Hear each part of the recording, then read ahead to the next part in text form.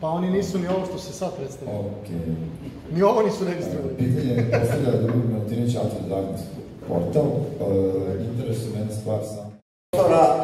Jer je ovo realno zakazano vreme i ja tražim prostor da bi se omogući ono što ste nam garantovali da u ovom preskonferenciju. Zašto nam ovo radi?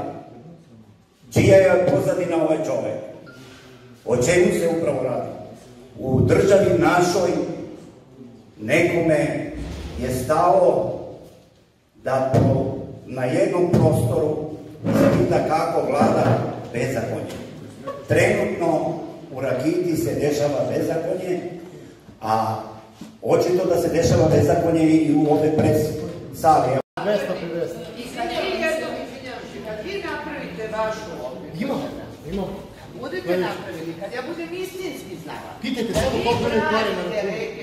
Pitajte ko će da plati meštanima Rakite kazne. U Rakiti kazne mora da se plati, uzući ljudima kuće. A pustite Čabradinu priču. Ma kakav Čabradinu, gospođo?